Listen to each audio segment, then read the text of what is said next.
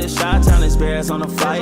Let me go tune in to Keek on the mic. He gon' make sure we get our news and highlights. When you get on YouTube, you better hit the like. Hey, what's going on, Bears fans? Thank you so much for joining me for another episode of Keek on the Mic, the podcast all about the Chicago Bears. As always, if you're new to the channel, make sure you hit that subscribe button and the notification to catch all Bears content right here on the podcast. Bears fans, first and foremost, Happy New Year to every single one of you guys. Thank you guys so much for all the love and support you guys continue to show me in 2024. And we have a lot of big things coming up in 2025 as well, but your support is unmatched. We definitely built a strong Bears community right here on the podcast. But we are on the grand finale, week 18 at Lambeau Field against the Green Bay Packers. And once again, for the last time this season, I am joined by Isaiah Fry. How you doing, Isaiah? I'm good. How you doing? I'm doing well. I just want to thank you first and foremost for another long season here. I'm on Keek on the Mic, but I know that we enjoy each other's company. Have a lot of good talks about the Chicago Bears, and I know we're probably going to do a couple of off-season videos as well. But once again, I do want to give you a lot of thanks to coming on the podcast each and every week. Absolutely. This is my favorite part of my week, man. I gotta look forward to it every single week. So appreciate you having me always. Yeah, that makes me feel good that this is the favorite part of your week, coming to talk to me, you know? So it's definitely been fun. The final week, Isaiah. First and foremost, go ahead and give me your thoughts real quick on the 6-3 loss on primetime Thursday Night Football to the Seahawks, and then we'll talk a little bit about the Green Bay Packers as well this week. Not much to talk about. I think I think everybody would agree that was probably one of the most boring games to ever sit down and watch, like in the history of the game. And but there's some good things, there's some bad things, just as usual. Kind of the same old thing, same tune that we've been speaking all season. I do like what I've seen from Caleb at the end of the game, even though he threw that pick at that last play. But it was kind of just get it up there and hopefully someone make a play, even though that wasn't really his fault. But defense played well. I think that's the positive. They did a good job. So other than that, not much to talk about. I was trying to come up with scenarios in my head that were like, okay, how could they lose this game in dramatic fashion, right? And that was just very plain Jane loss, right? Trying to go down and score. Obviously, some clock management issues by Thomas Brown. So obviously that leaked down to Thomas Brown as well. Bears are just a very dysfunctional organization. They're a dysfunctional team this year. I really couldn't take any positives away from that game offensively, like from Caleb Williams or offense in general. But the defense, for the first time in 7-8 weeks, played one of their best games of the year. So huge shout out to them. Gave them every opportunity to win that football game. But at the end of the day, it didn't really matter if we won or lost. It kept us in prime position to have a top 10 pick in the 25 NFL draft. So I guess that is a positive for the Chicago Bears moving forward. Absolutely. I compare it. I would say being a Chicago Bears fan is probably equivalent to being a Sacramento Kings fan because trust me, I feel it. Right. So it's like, so Isaiah and I, we both live in the Sacramento area, so we have it double time right now. It's like what the Kings did this past week. Oh my God. I was like, this is the Chicago Bears in Sacramento, right? Jesus Christ, yes. It's just, we have it double time right now here in California. But Isaiah, let's go ahead and talk a little bit about, obviously the coaching carousel, right? And we've been hearing a lot of stuff about Ben Johnson and the Chicago Bears, and obviously Pete Carroll and the Chicago Bears, maybe a little bit of Mike Vrabel, Brian Flores and the Chicago Bears. And it's going to get interesting over these next couple of weeks. A report did come out, and it was kind of like a subtle report, but a report did come out saying that Ryan Poles is likely to be extended by the Chicago Bears. And I think the reason for that being is they want to show, I guess, maybe Ben Johnson that there is alignment. Granted, on how people feel about Ryan Poles, there is alignment with the organization and their GM. Go ahead and give me your initial thoughts before we start talking a little bit more about maybe some of the coaches that could be interested in the Chicago Bears. What's your initial reaction? I know we've had a lot of conversations about Ryan Poles, but what's your thoughts on that? They haven't learned a lesson on how to do process the right way. Their process is not good, man. And I think, them going down this route is going to lead them into a road that they're going to be down once again that nobody's going to be happy about. I think we all know the number one candidate on this list is Ben Johnson, and he's already stated many a times that wherever he goes, he kind of wants to bring his own GM with him, which I completely agree with, to be on the same type of platform, speaking the same language. Them keeping Ryan Poles tells me one thing. I see this as a bad way of trying to get Ben Johnson, and I actually think that the odds of him coming here now is is going lower now for some reason. In my mind, I hope I'm wrong, Yeah. but if I'm Ben Johnson, I don't want to come here to this dysfunctional organization and them doing the same thing that they've been doing every single year. So it's going to be tough to get him over here now, man. It's not going to be easy. Yeah, so the talks that are basically going on right now is saying that, they're going to keep Ryan Poles, and it sounds like Ben Johnson is open to listening to Ryan Poles and the Chicago Bears. So it seems like right now Ryan Poles is starting his pitch and, his testimony on why, Ben Johnson should come be the Chicago Bears head coach, why he feels like he is safe as the Bears GM and his plans to fix the wrongs, right? Maybe build an offensive line, maybe some other areas of the need on the roster as well. But I'm kind of in agreement with you. I think that's going to be a tough task for Ryan Poles. I think, Ben Johnson's going to come here and say, okay, that's fine and all. Just because you got the extension doesn't mean you are safe long term. The Bears can easily fire you if we go 3-13 or 3-14 in my first season as Bears head coach, right? And that means, once again, the Bears would be back in the same spot. Ben Johnson would definitely be, he would be safe as going in year 2 with the Chicago Bears, but then you'd be bringing in a whole new GM that may not be aligned with Ben Johnson, right? So to me, this is a very interesting thing going on with the Chicago Bears, and we talked about the McCaskey family as well, always meddling in football operation stuff. I guess they are the ones that really want to keep Ryan Poles and let him lead the head coaching search. But once again, George McCaskey, you just told us that you're not into the football stuff, right? You just want to be a fan. But why do you keep meddling in the football operation side of things? If Kevin Warren does not want Ryan Poles anymore, right, then that should be his decision at the end of the day. That's why this is all backwards for the Chicago Bears. And that's why we continue to see this cycle year in and year out. Absolutely. I agree with you. I think that's the biggest thing right there. And, to jump on the point again this is how dysfunctional it is that normally teams get to have the opportunity to interview candidates and they get to choose from a pool of candidates that they want to come coach. It sounds like right now, obviously, because Ben Johnson's number one, we're having to convince this guy to come coach this team, and that's it shouldn't be that way. He should be wanting to come over here, take over, and changing the whole landscape of the organization. But right now, it seems like keeping Ryan Poles is more of we hope Ben Johnson comes. We're basically trying to pitch him to come coach the Chicago Bears. It shouldn't be that way. Yeah, and it's like there's just a lot of, once again, just backtracking. I think they do things the wrong way. For example, it sounds like, yes, they're keeping Ryan Poles, but if Ben Johnson was to come in and say, hey, I'm not aligned with this guy, it seems like they're also willing to maybe fire Ryan Poles, or they may keep their loyalty to Ryan Poles, meaning they're going to miss it on Ben Johnson. We're going to end up with either Pete Carroll or Brian Flores, which I'm not saying those are bad candidates, but when you have one of the hottest candidates in the last couple of years that we've ever seen in Ben Johnson, it seems like a no-brainer. I understand there's like some risk in that, but I'm willing to take that risk with Ben Johnson. So it's going to be very unfortunate if they remain, keep that loyalty to Ryan Poles when, his track record seems otherwise. Right, absolutely. It's going to get really, really murky here in a little bit. So I'm curious to see how this plays out. But yeah, let's hope for the best.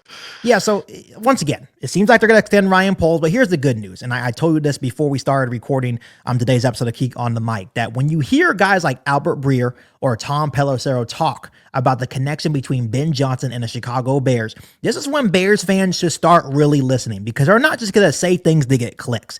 These guys have inside connections to not only Ben Johnson's camp, but the Chicago Bears camp as well. And what we've been hearing the last couple of weeks, and Tom Pelissero, actually this morning on Peter Schrager's platform, I believe it's Good Morning Football, basically reiterated once again after last night's game against the 49ers that Ben Johnson is intrigued with the Chicago Bears job. And he's like, if I had to place my bets on it, this is Tom Pelissero. He said, if I had to place my bets on it, Ben Johnson will be the next Chicago Bears head coach. So once again, when I hear Tom Pelissero say it, when I hear Albert Breer say it, I really start listening, and I think where there's smoke, there is fire. Tom Pelissero has said it probably twice a week for the last 4 weeks about Ben Johnson being intrigued. He's going to listen to the Chicago Bears. I know we've heard a little bit about the Jacksonville Jaguars being interested and maybe Ben Johnson being interested in that job. But at the end of the day, it seems that the fact that the Chicago Bears have Caleb Williams, they have multiple high draft picks, they have $80+ million in cap space, it seems like Ben Johnson may be willing which is a tough ask, may be willing to get over the dysfunction of, meaning the higher management of the Chicago Bears. Absolutely. I mean, outside looking in as a coach, man, Chicago's a great place to start your head coaching career right now. You know, you got a number one draft pick in Caleb, who's playing well this year. Multiple assets on the outside, playing receiver. Have a lot of draft capital, a lot of money to move when you want to. So I think, you know, to come in and build something that you have a vision for, Chicago's a perfect place to start that at. Comparing that to Jacksonville, that's a no-brainer to me. But you can't get past the fact that for the last 10 to 12 years, man, Chicago has been as dysfunctional as they come when it comes to managing the organization. So he's for sure considering that. And I think in this whole situation, he just wants to make sure that when he comes in, man, he's able to work the way he wants to work, and nothing or no distractors on the outside are going to come pulling out and making sure that his job is in jeopardy in the next 2 to 3 years. Right. And Isaiah, I also want to note, not only to you, but to the listeners that are listening to today's episode of Geek on the Mic, that Ben Johnson also stated that he doesn't want a perfect situation. That's not what he's expecting. Right. He wants to hear Ryan Poles, like, what did you do wrong in the last 3 years, and how do you expect to fix it? If Ryan Poles is able to explain to him, like, his wrongdoings, and it tells him his plans on how he fixes it, rather like, hey, we're going to go out and invest in linemen in free agency, like top linemen like Trey Smith, Drew Dalman. Then we're going to go in NFL draft and double down offensive linemen there, because we know that's what's going to get your offense going, right? We're going to build the trenches for you. If Ben Johnson likes that sales pitch, then I believe that Ben Johnson will be the next head coach of the Chicago Bears. But what's intriguing about Jacksonville for Ben Johnson is that I feel like he's going to get the opportunity to pick his GM and bring his guys with him. Right. And I think that's why the Jaguars may have a step ahead in terms of landing Ben Johnson, but we're just got to wait and see at the end of the day. Yeah, this for Chicago's sake, man. Let's hope not. After watching last night's game, I was impressed. Yeah. I was there live at the game, man. I took my son to the game yesterday. It was a great game to go watch, and just watching his offense work in person, man. He's special. He has some really good concepts that he utilizes it, man. He's really good at dressing up the play, man. So that should for sure be the number one candidate. And what I love seeing after that hook and ladder play, that very explosive play that went for a touchdown for the Lions offense, is his passion on the sideline. We haven't seen that a lot from Ben Johnson, him getting fired up. That pumped a lot of Bears fans up, saying, hey, that's a leader right there. That's him getting fired up. People are like, can Ben Johnson do that? Like, can he be like that Dan Campbell type of guy? And I've never seen that side of Ben Johnson. So to see him fired up and kind of throwing off his headset, it kind of got me pumped up to saying, hey, maybe this guy can come in here and be a true leader. Oh, for sure. We all look at, man, coaching trees matter, man. And Dan Campbell has a coaching tree now. And we all know what type of coach he is.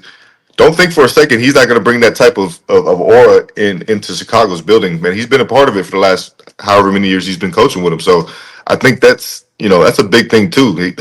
He's going to take on that persona, bringing it over to Chicago for sure. Yeah, we need to bite kneecaps off, because obviously it's working over there in Detroit, right? So before we move on to a little bit about the Green Bay Packers game, the final game of the season for the Chicago Bears, if the Bears don't happen to land Ben Johnson, who in your personal opinion is your number 2 choice that would be smart for the Bears?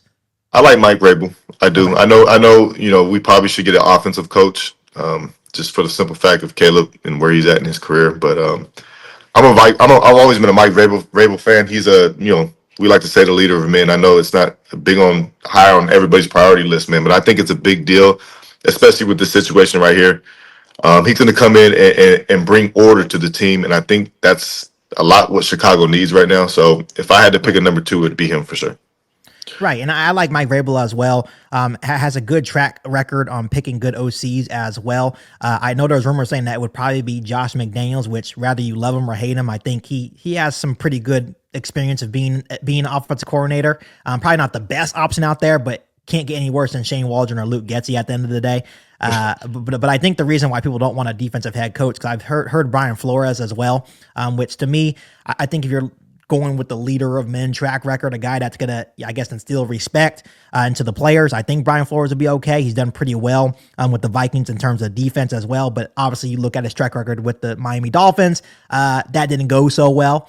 But I think if we don't land Ben Johnson, I think I would be okay with Mike Vrabel. If Pete Carroll was 10 years younger, I'd probably be okay with Pete Carroll. I just don't like the idea of a 73-year-old head coach. I agree. Yeah, I love Pete, man. Pete's always been a great coach to me. Especially his days USC when I was in high school. But like you said, he's just 10 years ago, absolutely. Right now, Yeah. not the move. Right. So Bears fans, go ahead and comment down below, down in the comment section. Who is your final prediction for the Chicago Bears head coach? Because once again, once the season ends, we will find out more, not only on Ryan Poles' fate, but who they're really targeting. I think they're going to do their due diligence. Got to take care of the Rooney Rule to get the minority coaches interviews in there as well. But at the end of the day, you're going to see what direction the Chicago Bears are going in terms of their head coaching hire. So Isaiah, here we go. The last week of the season against the Green Bay Packers at Lambeau Field. And the Packers still have a whole lot to play for in terms of seeding. Right now they're the 7th seed, but I'm pretty sure they don't want to go play the Philadelphia Eagles in round 1 of the NFL playoffs in Philadelphia. So they're still trying to fight for maybe that 6th seed, and that's currently held by the Washington Commanders. And obviously the Bears are 4-12, sitting at 4-13. With a loss and then obviously some help from some teams ahead of them, they can be as high as the 4th overall pick in the 2025 NFL draft, and they could be as low as the 10th pick. So either way, the Chicago Bears basically have a top 10 pick lined up for this upcoming NFL draft. So go ahead and give me your initial thoughts on this game. The Packers are currently the 9.5, 10-point favorite over the Chicago Bears.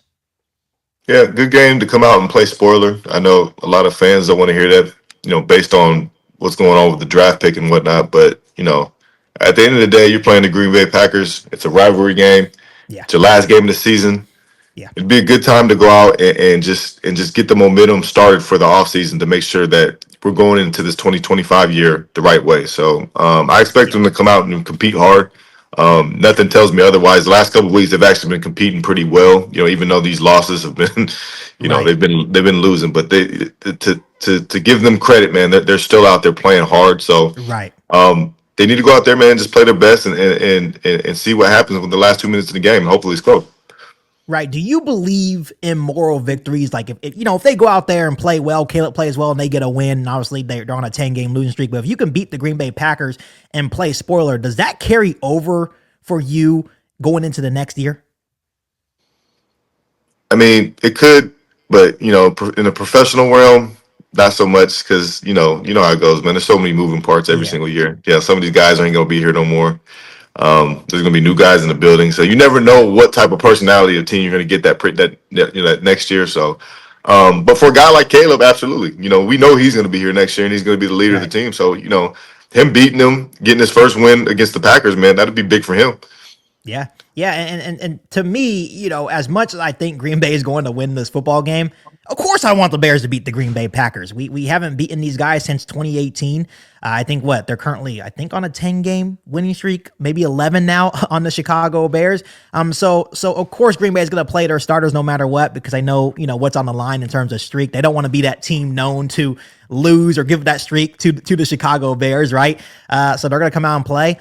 And I think, we need to see some pride from this team. Rather you're in it or you're not in it, you need to come in here and play good football, because at the end of the day, we want to beat the Green Bay Packers. We're tired of losing to these guys. So I want to see a good football game from Caleb Williams in the offense. I want to see, hopefully, a repeat of what we saw against the Seattle Seahawks from the Chicago Bears defense.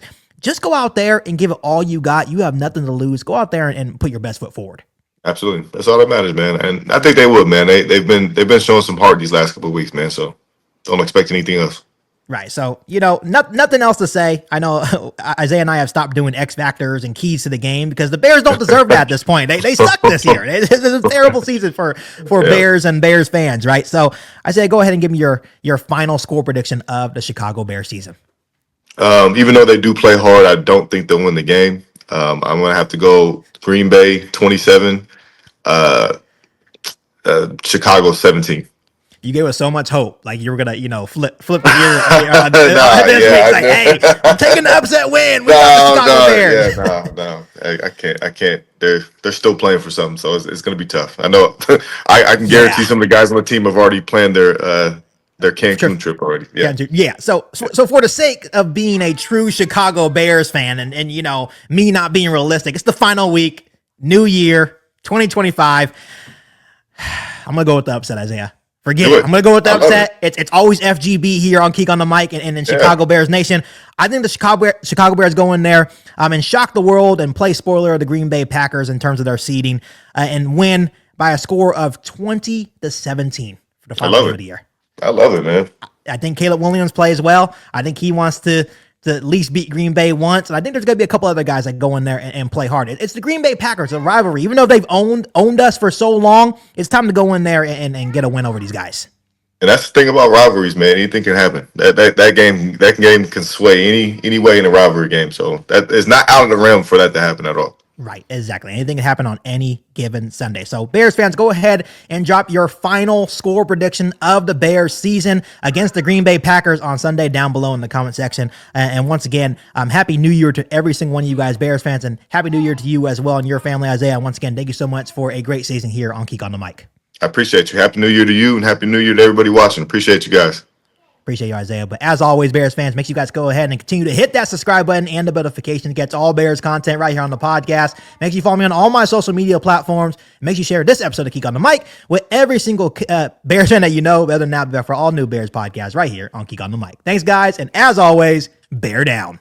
Bear down. You ain't bout it, you ain't bout it, you ain't Geek on the Mic. You ain't bout it, you ain't bout it, you ain't Geek on the Mic. You can go and subscribe, cause I